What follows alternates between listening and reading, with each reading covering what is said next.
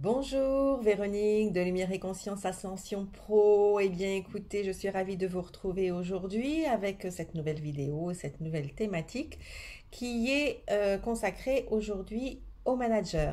Alors manager, responsable, chef d'équipe, etc.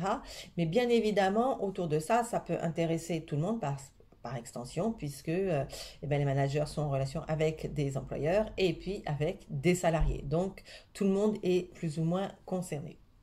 Voilà. Alors, pourquoi cette thématique? Comme souvent, du coup, hein, on commence à être dans les mêmes schémas. C'est que on se rend compte que énormément de managers sont en souffrance. Plus d'un manager sur deux dit avoir des signes de burn-out, parfois jusqu'à 70% selon les secteurs d'activité. Donc, qu'est-ce qui se passe dans leur vie professionnelle à ce moment-là? Donc, en fait, le manager, responsable, chef d'équipe, etc., je vais dire manager à chaque fois, mais en fait, ça englobe toutes les personnes qui sont responsables d'une gestion d'équipe, en fait, ou qui sont en tout cas amenés à donner ou à transmettre des ordres, à transmettre des directives, à transmettre des façons de faire, etc., etc., des nouveaux projets, des problématiques, enfin bon, bref. Vous voyez de quoi je veux parler.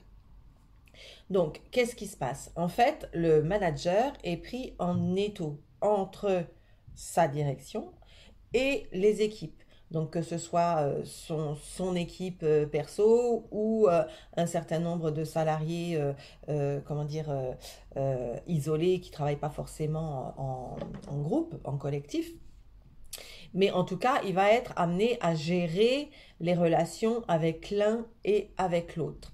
Donc, avec la direction, on va être sur une demande de performance, une demande de profit, une demande de rapidité, d'exercice fructueux, comment dire, de solutions voilà, rapides et efficaces, etc. Et de l'autre côté, du côté des équipes, des salariés, on va avoir des gens qui ont besoin d'être écoutés, qui ont une sagesse du terrain, qui voudraient être entendus sur leurs pratiques, sur leurs difficultés, sur la réalité du terrain. Des gens qui ont besoin d'être reconnus dans leur travail, d'être reconnus dans leurs compétences, dans ce qu'ils donnent à l'entreprise, la plus-value qui est apportée à l'entreprise par leur présence et par leur travail, et qui ont besoin aussi de plus en plus d'ailleurs de flexibilité, de souplesse, de trouver un équilibre entre leur vie personnelle et la vie professionnelle. Donc vous voyez bien que alors là, ce sont deux mondes différents, et le manager, le responsable, il est au milieu. Donc lui, il est pris en étau entre ces deux façons de voir le monde, deux façons de voir l'entreprise, deux façons de penser, deux types de besoins différents. Alors, ça provoque d'abord un isolement, une forme d'isolement, puisque de toute façon, il peut ni compter sur l'un ni compter sur l'autre, donc il se sent vraiment très seul entre ces deux groupes. Manque de soutien, manque de formation pour pouvoir gérer ce type de situation. Et on observe, enfin les managers et les responsables rapportent qu'ils ont voilà, des symptômes du type énormément de fatigue, beaucoup de stress, de la perte de motivation, avoir envie de tout faire valser, et puis aussi beaucoup d'inquiétude, d'anxiété. C'est pour eux, pour les équipes et pour l'entreprise. Donc, il y a trois cas de figure, enfin il y en a beaucoup plus certainement, mais trois grosses catégories de managers. On a d'une part des jeunes managers, donc qui ont fait des études pour ça, qui sont fraîchement diplômés et qui trouvent un poste voilà, qui vont arriver sur une entreprise avec une équipe à manager, etc. Et donc, ils vont être plus jeunes que la plupart des salariés, ils vont être moins expérimentés que la plupart des salariés, mais à la fois plus malléables par leur direction. Donc, moins en capacité de se positionner clairement contre ou pour un certain nombre de choses, puisqu'ils n'ont pas l'expérience nécessaire pour avoir ce discernement et d'autres angles de vue que ce qu'ils ont appris pendant leurs études. Ça, c'est un premier cas. Ensuite, on a aussi un groupe de managers qui ont fait des études ou pas d'études, mais qui ont une solide expérience en tant que responsables. Ils ont monté des échelons, ils ont changé de boîte, ils ont vu différents types de fonctionnement, etc. Et donc, ils ont choisi leur poste et sur lequel ils sont actuellement. Et eux, ils ont par contre une bonne confiance en eux, en leurs compétences, en leur capacité à gérer les équipes. Euh, Ils sont moins à l'écoute des salariés parce que ils ont cette habitude d'être entre deux. Donc ils vont être un peu plus durs avec les salariés, ils vont être un peu plus, comment dire, inflexibles plutôt. Mais parallèlement, ils vont être aussi moins malléables par leur direction et ils vont être plus en capacité d'être dans des négociations ou de se positionner sur des sujets qui pourraient porter à conflit. La troisième catégorie, ça va être des salariés qui ont été parachutés sur un poste de responsable ou de manager. C'est-à-dire quelqu'un qui fait partie de l'entreprise depuis longtemps, et puis, enfin depuis longtemps ou pas d'ailleurs, voilà, le manager est parti, il y a un poste de libre, ou alors il est, voilà, il est, enfin quelque chose qui n'a pas été anticipé, en tout cas un remplacement qui n'a pas été anticipé, ou un poste qui se crée d'un coup parce qu'il y a besoin de, il y a trop de conflits, il y a trop de choses, on a besoin de quelqu'un entre les salariés et la direction. Euh, voilà, peu importe le cas de figure. Et là, du coup, ce n'est pas forcément un choix que d'arriver sur ce poste-là. C'est-à-dire que c'est... Alors, imposé plus ou moins, mais ça peut être proposé et puis une incapacité à dire non non plus parce que bah, ça fait partie de l'évolution personnelle. On se dit que ça peut être une promotion, ça peut être une façon de sortir de la fabrication, de la production, etc. Donc voilà, ça peut être un plus, mais sans savoir exactement ce qui va se passer, comment ça va se passer. Donc là, ce sont des gens qui ont moins confiance en eux.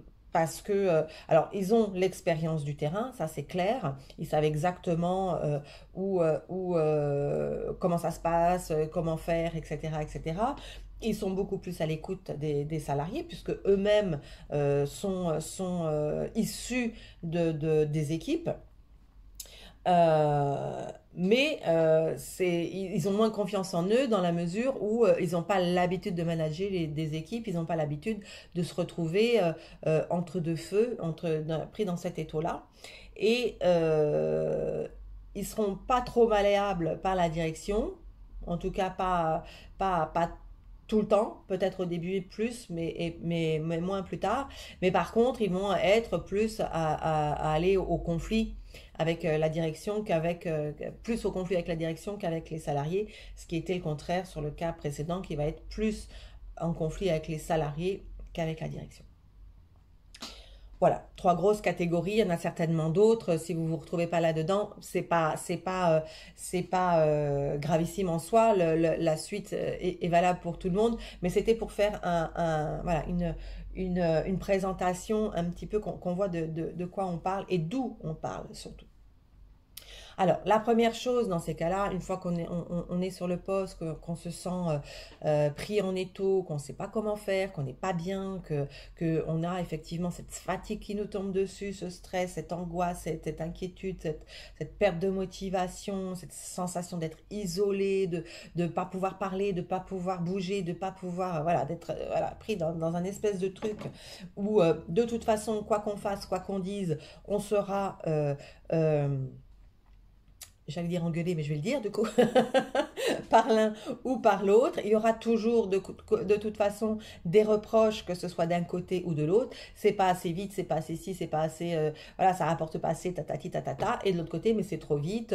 Nous, on est des êtres humains, on peut faire autrement, etc., etc. Donc en fait, voilà, cette position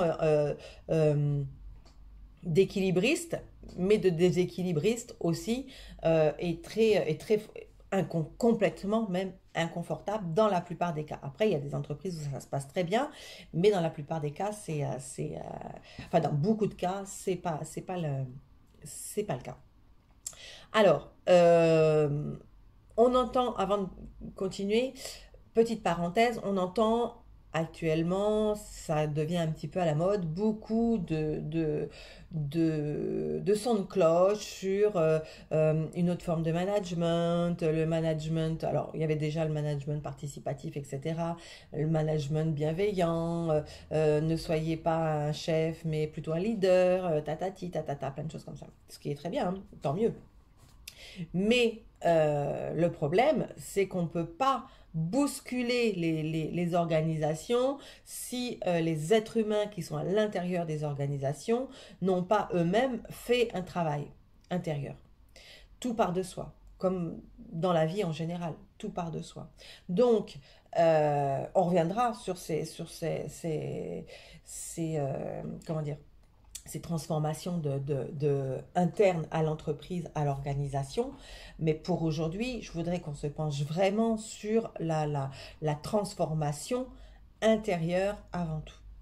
Donc, pour un responsable qui est dans cette position indélicate, inconfortable, dans le stress, l'anxiété, etc., etc., la première chose à faire, ça va pas être de tout bousculer et voilà, d'échanger les meubles de place, etc. Ça va être d'abord et avant tout de revenir à soi, bien évidemment.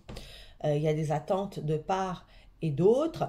Voilà, à un moment on est Monsieur A, à un moment on est Monsieur B, on doit changer de casquette en permanence. Euh, à un moment, on sort de soi, en fait. On vit à côté de soi. C'est bien l'expression qui dit on est à côté de ses pompes. C'est exactement ça. C'est-à-dire que c'est pas qu'on fait n'importe quoi. Ça veut dire que on vit, on agit, on prend des décisions, on a des comportements qui ne sont pas connectés à soi, qui sont désalignés en fait. C'est pour ça on dit qu'on est à côté. Alors concrètement, on n'est pas à côté. C'est juste qu'on n'est pas connecté. Donc en fait, il y a une partie de nous qui vit en roue libre, on va dire ça comme ça, sur l'inertie enfin voilà, la force d'inertie du truc, qui continue à avancer, voilà, qui a un moteur perso et qui vit comme ça. Et puis de l'autre côté, vous avez, enfin à côté plutôt, vous avez votre axe, votre présence, etc. Et le truc, c'est qu'il va falloir les réaligner. Parce on peut pas vivre longtemps comme ça, en fait. On se fait très très mal. On se fait très très mal psychiquement, émotionnellement, et puis après physiquement. Ça peut aller très très loin, ce genre de choses. Donc avant tout, stop tout, hop, on revient à soi, on se réaligne, on se reconnecte à soi. La relation humaine est avant tout une relation énergétique. Donc si vous restez, vous, à côté de vous-même, les gens qui vont être en face de vous, donc les salariés, les équipes et la direction, ils vont se retrouver face à une case vide, en fait, puisque vous, vous êtes là, à côté. Donc la relation va se faire avec quelque chose qui n'est pas là, en fait, énergétiquement parlant. Donc ça va décontenancer vos interlocuteurs obligatoirement. Donc il y en a certains qui vont continuer à appuyer sur le bouton pour voir s'il y a quelqu'un, comme une sonnette, vous voyez. On va tester, mais y a-t-il quelqu'un derrière cet être, en fait? Y a-t-il cette énergie? Alors bien évidemment, c'est pas quelque chose de conscient, tout ce que je vous dis là, hein. Ça se passe au niveau de l'invisible, ça se passe au niveau de l'énergie. Votre énergie, l'énergie de ceux qui sont en face de vous. Donc, c'est pas consciemment que les uns vont venir vous chercher. C'est que énergétiquement, ils vous sentent pas, ils vous perçoivent pas. Donc ils ont besoin de savoir, euh, enfin leur énergie a besoin de savoir quelle est l'énergie qui se trouve en face d'eux pour pouvoir avoir cette relation. Vous voyez bien qu'on ne peut pas avoir une relation avec un absent. Donc voilà, c'est vraiment ça. Voilà, allez vous chercher jusqu'à temps qu'il vous trouve. C'est-à-dire que ça va exacerber pardon, les frustrations, les colères, etc. Ça peut devenir quelque chose de très violent au final. Parce que là, dans la violence, dans le conflit, bah, ils vont finir par trouver quelqu'un quand vous allez sortir de vos gonds et voilà.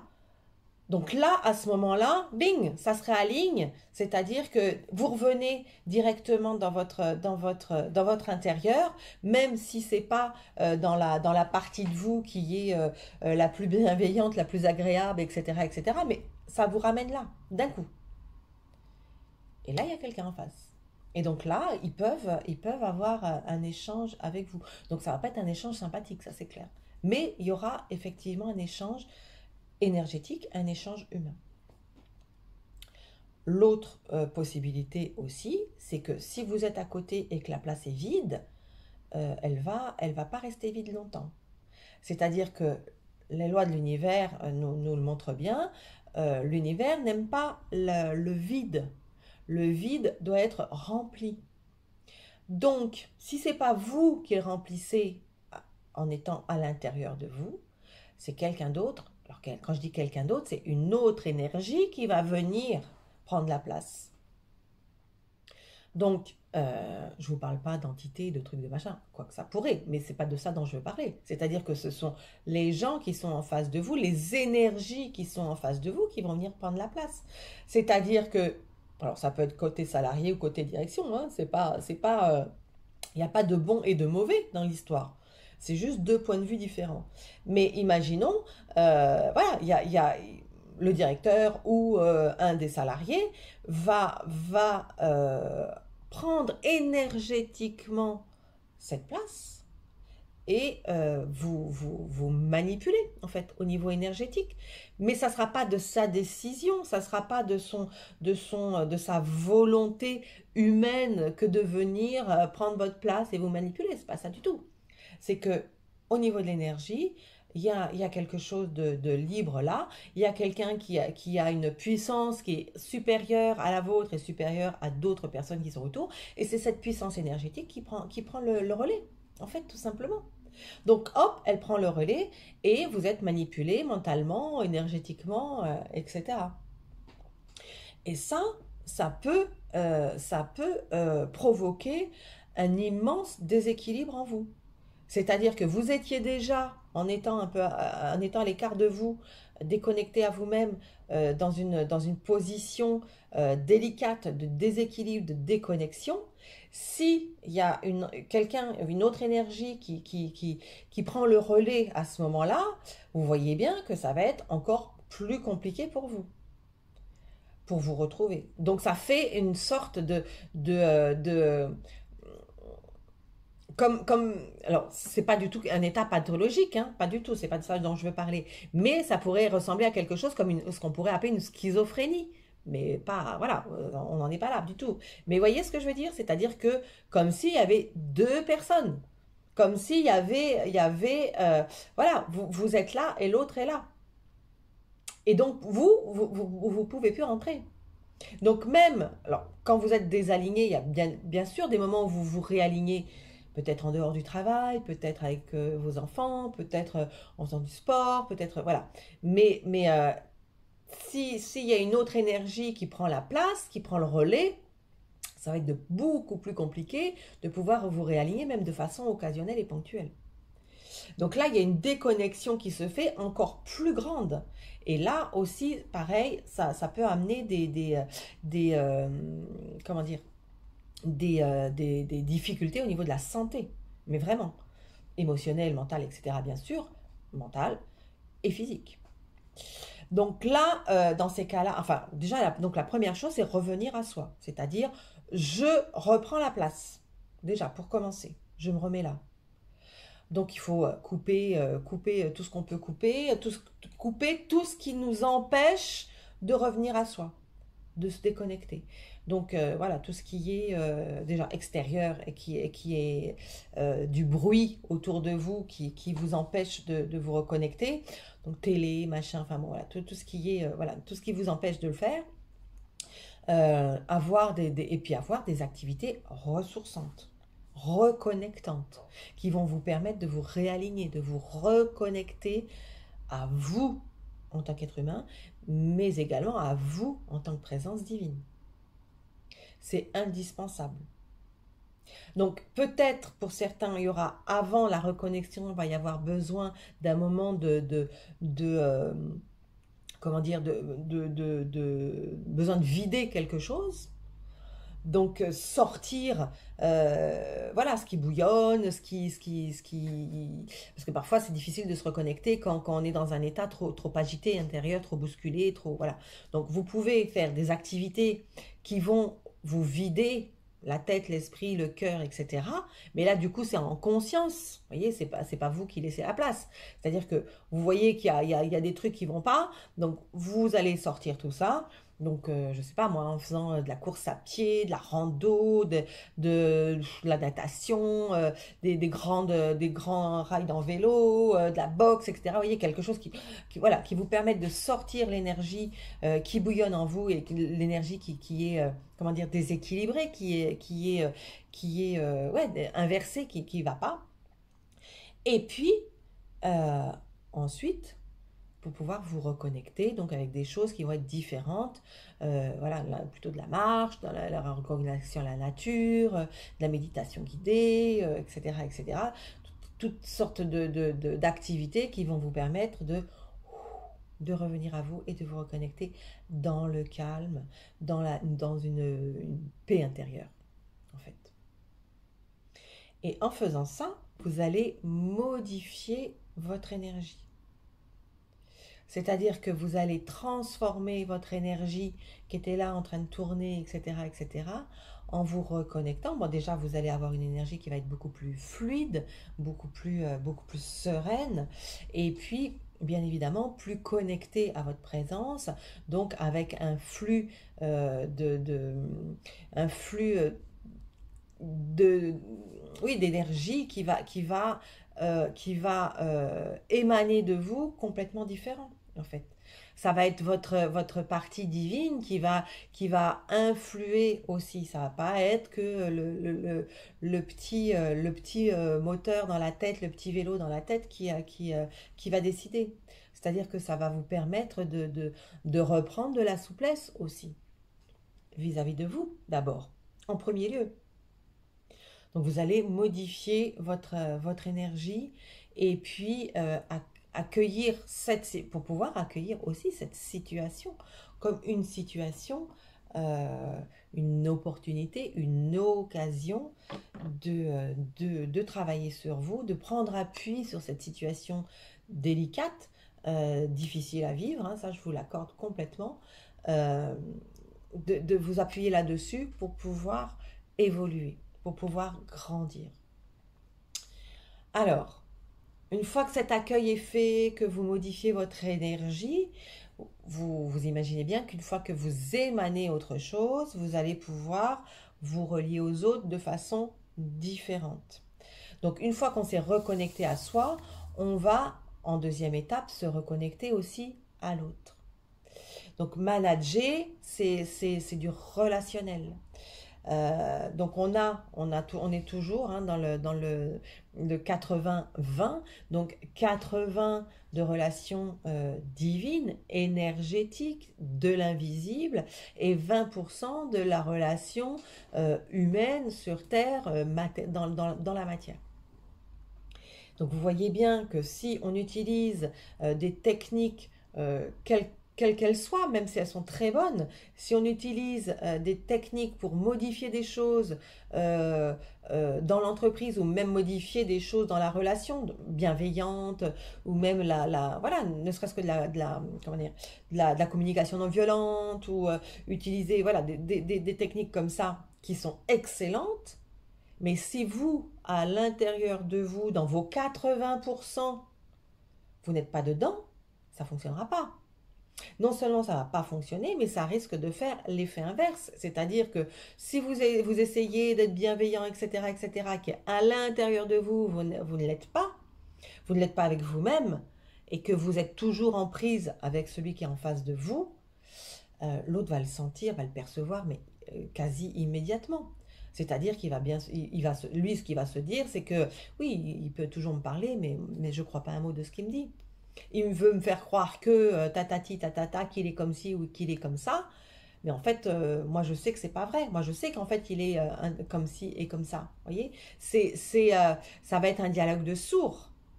Alors que vous allez vous dire, oui, mais moi, je fais des efforts pour essayer d'être bienveillant, pour essayer de ci, pour essayer de remettre des relations, etc.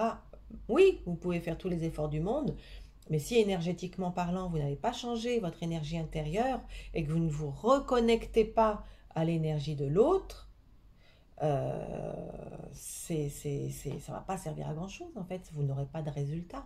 Ou alors vous allez avoir des petits résultats comme ça ponctuels et puis ça va faire pouf, ça va comme une bulle, ça va éclater très très rapidement. Donc, alors ça c'est valable dans la vie en général d'ailleurs, hein.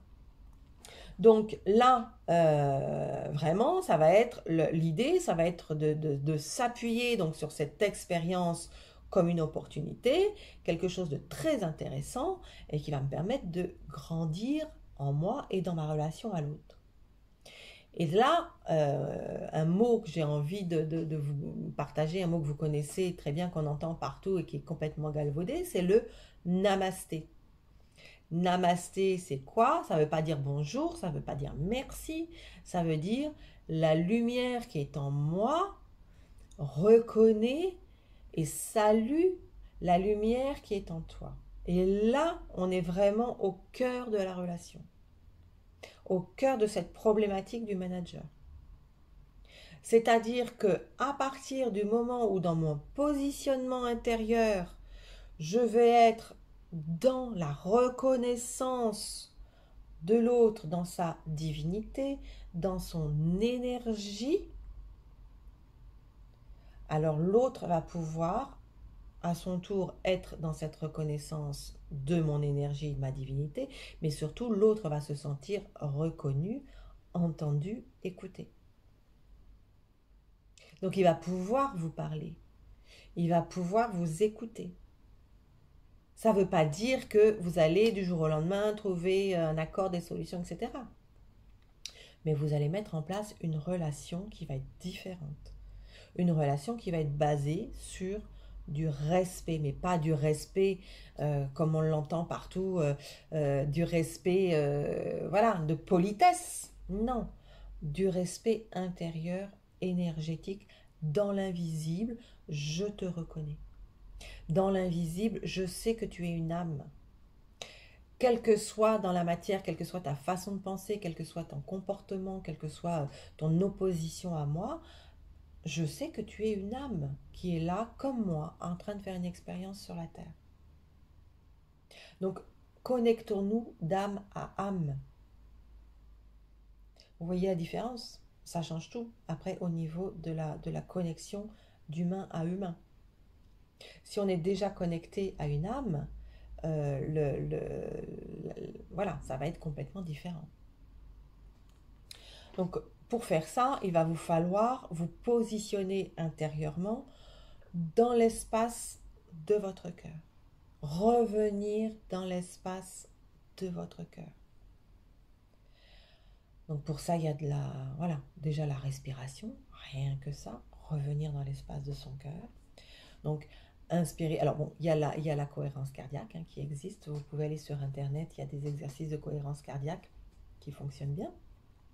Mais sinon, ne serait-ce que tout simplement, respirer profondément, voilà, en laissant l'énergie circuler de la tête aux pieds, voire même du ciel jusque dans la terre, dans un sens, dans l'autre, voilà, ne serait-ce que ça. Revenir à soi et respirer. Et une fois qu'on se sent bien là, revenir dans une respiration qui revient vers le cœur. C'est-à-dire j'inspire Et tout ce que j'inspire vient ici dans mon chakra du cœur. Et quand j'expire pas comme ça partout, non, j'expire dans mon chakra du cœur et je le remplis. J'inspire, je reviens là et je le remplis. Et petit à petit, à chaque expiration, mon espace sacré du cœur va se remplir d'énergie, va se regonfler, va me permettre de me reconnecter avec cette partie de moi qui me relie à mon espace divin, à ma présence divine et aussi à mon état humain. Donc c'est vraiment la liaison entre les deux. Donc je respire, j'emplis mon chakra du cœur et vous allez voir qu'au bout d'un moment, ça va déborder. Donc une fois que ça commence à déborder, laissez déborder. Mais n'influez pas sur ce débordement, laissez déborder. Vous inspirez, vous continuez à remplir et puis à l'expiration, ça va déborder dans tout votre corps. Vous allez sentir cette énergie. Ça va déborder dans tout votre corps et après ça va déborder de votre corps. Ça va remplir votre énergie extérieure, vos corps subtils. Et dans cet espace-là, c'est pas la même relation qu'on a à l'autre. Donc ça, c'est une façon. Vous pouvez faire aussi des soins énergétiques si vous avez besoin, parce que si vous avez effectivement des choses qui sont trop comment dire, cristallisées dans l'espace du cœur, peut-être ça peut être difficile, quoique la respiration, après l'exercice de respiration, c'est quelque chose à faire de façon récurrente, bien sûr, mais ça va vous permettre de vous ouvrir à un moment sans aller forcément aller chercher, aller gratter toutes les cristallisations. Mais s'il y a des cristallisations, c'est bien aussi d'aller les voir. Donc là, ça peut être par Ho'oponopono, par exemple, pour aller décristalliser tout ça, ou des soins énergétiques. Alors, attention, c'est pas attention, mais soyez prévenus, quand on commence à décristalliser des choses dans l'espace du cœur, il peut y avoir des pleurs, en fait, voilà, il y a quelque chose qui lâche, et des larmes qui vont se mettre à couler, et parfois, j'ai déjà vu dans certains soins, des gens qui se mettent à pleurer, mais pendant 10 minutes, pendant un quart d'heure, et ça coule, ça coule, ça coule, ça coule, ça coule. Donc n'ayez pas peur, c'est normal, c'est juste que ça nettoie, en fait, tout simplement. Après, bon, comme d'habitude, hein, il y a de la visualisation, méditation guidée, etc., pour aller dans l'espace du cœur, pour aller chercher aussi se remplir d'amour, et puis se remplir d'amour pour soi d'abord, puis après laisser déborder cet amour-là. Et puis, bien évidemment, en rayonnance sacrée, aller travailler avec le troisième rayon, avec le rayon rose, la flamme rose. Et puis, voilà, pareil, aller dégager ce qu'il y a à dégager, et puis remplir et laisser rayonner notre espace du cœur de façon la plus libre possible. En étant, du coup, reconnecté à soi divin et à soi humain. Voilà. Donc, et puis, bien sûr, j'allais oublier, bien évidemment, appelez vos guides. Vos guides, ils sont là aussi pour ça. Ils attendent que vous les appeliez. Donc, on appelle ces guides. Voilà, on demande d'être accompagné, d'être éclairé dans ce nouveau positionnement intérieur, dans cette libération du cœur, dans cette reconnexion à soi, dans cette reconnexion à l'autre, d'être guidé sur ce chemin-là. Voilà, d'être mise en présence de personnes qui vont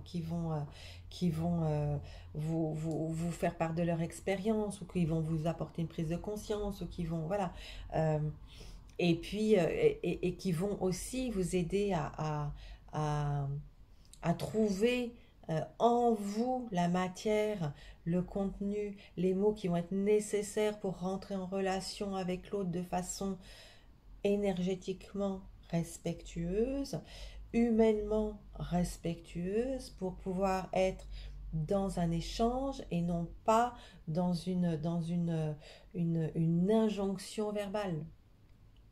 Voyez? Et du coup, voilà, mettre des choses en place comme ça. Donc c'est un travail de fond, bien évidemment, hein, ça se fait pas comme ça du jour au lendemain. C'est un travail de fond de vous vis-à-vis de vous. Et puis ensuite, un travail de fond, à chaque fois que vous savez que vous allez avoir un échange, une réunion, quelque chose à dire à quelqu'un, un rendez-vous avec le directeur, le patron, un travail sur un nouveau projet, des choses à mettre en place, etc., etc. En amont, vous vous préparez. Vous vous préparez la veille, vous vous préparez même la semaine d'avant, 3 jours avant, la veille, le jour même. Voilà, plusieurs préparations comme ça, où vous revenez à votre espace du cœur pour vous préparer à cet échange, à cette réunion, à cette, voilà, voilà, peu importe la situation que vous allez vivre. Et pour que, à ce moment-là, au moment où les choses vont se passer, vous ne soyez pas à nouveau déséquilibré et ressorti de votre espace intérieur. Ça ne veut pas dire, une fois de plus, hein, ça ne veut pas dire qu'il va y avoir un accord direct, ça ne veut pas dire qu'il va pas y avoir des points de désaccord, ça ne veut pas dire qu'il ne va pas y avoir des choses. Voilà. Mais vous allez le vivre différemment. Si vous êtes dans l'espace de votre cœur et que vous connectez à l'espace du cœur de l'autre, vous allez vivre les choses complètement différemment. Déjà, vous serez plus isolé, vous avez vos guides qui seront là, votre présence divine. Donc c'est déjà, voilà, on se sent beaucoup moins seul quand on est en équipe comme ça, votre propre équipe de lumière. Et puis, même s'il se passe des choses désagréables, vous arriverez à avoir du recul par rapport à ça, plus de discernement par rapport à ça.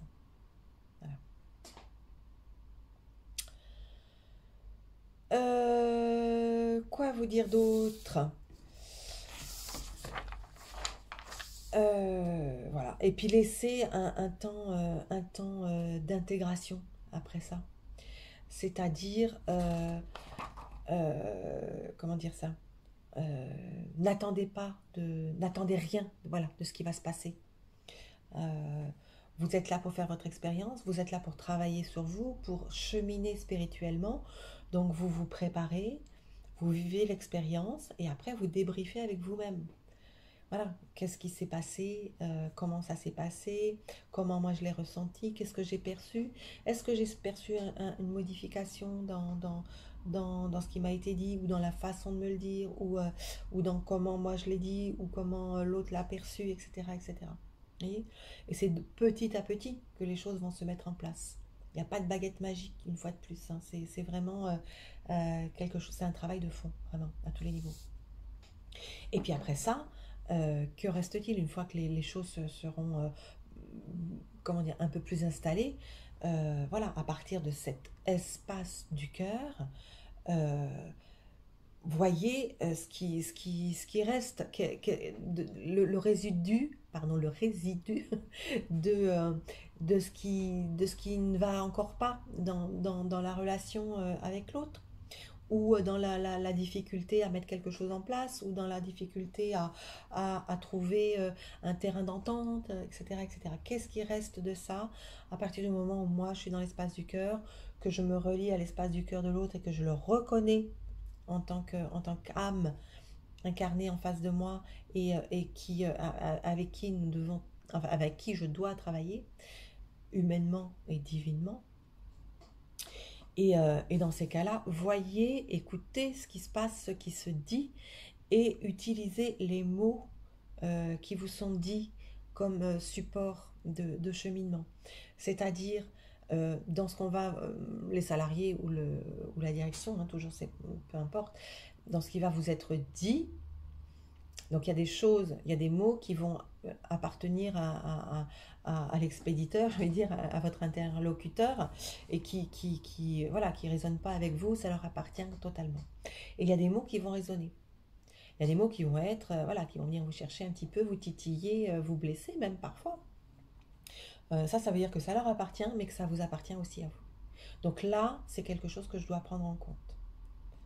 Comme je dois prendre en compte aussi les mots ou les pensées que moi je vais utiliser ou pratiquer.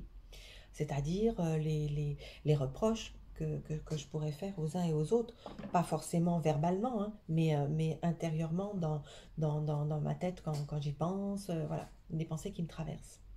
je sais pas moi, ouais, mais je vais vous faire des efforts, ils n'entendent rien. Ben ouais, mais bon, il me dit oui, mais finalement, je sais très bien qu'il pense non et qu'il va rien mettre en place. Ouais, ben lui, tatati, c'est un hypocrite. Il ou elle est vraiment très dur. Ben voilà, je lui ai expliqué, je lui ai prouvé par A plus B que telle chose était réelle, etc., etc., ou quel tel problème pouvait être solutionné de cette façon-là. Et en fait, il veut rien entendre, il refuse de me croire malgré les preuves que je lui apporte. Voilà, enfin, peu importe ce qui vous traverse, les mots qui viennent à vous, en fait, là, ce sont les différentes parties de vous qui se manifestent aussi. Donc, utilisez donc les mots des autres qui résonnent en vous et vos propres mots, vos propres pensées de reproche comme une voie d'écoute de soi. Voilà. Donc ça va être aussi un support d'évolution pour vous aider à grandir, pour vous aider à vous écouter, à vous entendre et à aller voir ce qui se passe derrière. Donc voilà, donc dans ces cas-là, dans à quel endroit je dis oui, mais en fin de compte, dans mon cœur, c'est non. Euh, je ne suis pas, quand je fais ça, ou quand je dis ça, ou quand je prépare telle chose, à quel endroit je ne suis pas en accord avec mes valeurs. À quel endroit je me malmène, à quel endroit je me maltraite, à quel endroit je ne fais pas attention à moi, à quel endroit je n'écoute pas les signaux de mon corps, à quel endroit je fais semblant avec moi-même, à quel endroit je me mens à moi-même. Voyez? Donc c'est tout ça, ça va être des pistes pour vous, pour pouvoir travailler sur vous, pour pouvoir aller transmuter des choses, pour pouvoir aller vous regarder différemment et aller voir, une fois que vous êtes dans l'espace de votre cœur, que vous avez installé des choses, aller pouvoir utiliser tous ces matériaux, tout ce terreau, pour pouvoir sortir quelque chose de lumineux de ça. D'abord pour vous, et ensuite pour les autres, dans la relation à l'autre, et puis pour l'entreprise elle-même. Lorsque vous allez pouvoir mettre en place et créer avec tout ça. C'est-à-dire que euh, je, je, si moi, je me suis reconnectée à moi, je suis alignée, que je reconnais l'autre, je ne peux plus être le même manager qu'avant. Voyez, j'ai pas besoin d'aller chercher des techniques. Après, les techniques, ça peut aider à mettre des choses en place. Mais je veux dire, déjà rien que ça, j'ai pas besoin d'aller chercher des techniques. Je suis déjà plus le même manager qu'avant. Je suis plus la même personne qu'avant non plus. Puisque du coup, j'ai modifié mon énergie, enfin ma façon d'être dans mon énergie, et j'ai modifié ma façon de me regarder et de prendre soin de moi et du coup de prendre soin de l'autre. Donc tout ça est lié en fait. Donc si vous êtes dans cette position-là, dans cet étau-là, c'est qu'il y a un moment, il y a un espace que vous devez aller voir. Et cet espace, il se rétrécit. Enfin, il se rétrécit. C'est pas que l'espace se rétrécit. Enfin, peut-être, si c'est votre espace du cœur qui se rétrécit. Mais en tout cas, c'est comme s'il y avait deux murs qui arrivaient comme ça et qui vous pressent de chaque côté. Et tant que vous n'irez pas voir, ça va continuer à presser. Et en fait, si vous allez voir ce qui se passe en vous, que vous vous reconnectez à vous, aux autres, à votre énergie, à leur énergie, voilà, l'étau va commencer à se relâcher. Après, vous verrez si vous êtes bien dans ce poste ou pas, etc. Ça, c'est après. Mais c'est vraiment utiliser cette situation-là pour vous reconnaître, grandir en amour de vous-même. Parce que de faire ce travail-là, c'est une preuve d'amour pour soi. Et puis grandir en amour pour l'autre. Donc observer, transmuter les pensées, les émotions, les comportements, etc. Remettre pardon, de l'amour dans l'espace de son cœur. Et après, intégrer des pratiques bienveillantes pour soi. Et qui vont, par extension, être des pratiques bienveillantes pour les autres également. Voilà. D'un coup, je pense aussi, ce que vous pouvez également faire, ça peut peut-être vous aider, c'est d'aller voir la vidéo, la troisième partie de la vidéo sur le burn-out. où je proposais une méditation guidée qui s'appelait le concile intérieur. Et là, alors bon, dans cette méditation, voilà, c'est pour faire de la reconnexion avec différentes parties de soi, où on appelle, voilà, différentes parties de soi, enfin, où on les laisse venir. Et peut-être que dans cette situation-là, où vous êtes vous, cette méditation pourrait être utile, mais en convoquant les parties de soi plutôt qu'en les laissant venir. Alors, vous pouvez la faire une fois en laissant venir, hein, de toute façon, ça fait jamais de mal. Mais après, en les convoquant, par exemple, voilà, dans quel espace je dis oui, mais je pense non, là où je suis pas en accord, etc., où est-ce que je me maltraite, etc. Et convoquer ces parties de vous. Convoquer la partie qui se sent maltraitée en vous. Convoquer la partie qui se sent pas écoutée en vous. Convoquer la partie euh, qui dit non quand vous dites oui. Voyez, et laisser émerger voilà, les messages qui sont là pour qui vont vous être délivrés pendant la méditation ou après, voilà, ça va infuser votre énergie aussi. Donc, voilà. Voilà les amis, pour aujourd'hui. Si vous avez des questions, n'hésitez pas à m'envoyer un mail, je vous répondrai, je vous lirai déjà avec grand plaisir et je vous répondrai soit en direct par mail, soit si votre question peut intéresser suffisamment de monde, je répondrai par vidéo interposée. Et puis, si vous connaissez des personnes qui sont dans cette situation de manager, de responsable, de chef d'équipe, qui ne sont pas bien dans cette position actuellement, qui se sentent en déséquilibre, n'hésitez pas à leur parler de cette vidéo ou à leur partager. Peut-être que ça pourra leur apporter un éclairage ou un soutien déjà pour vivre cette expérience. Voilà. Je vous remercie infiniment d'être là. Je vous remercie de votre écoute et je vous dis à tout bientôt. Au revoir.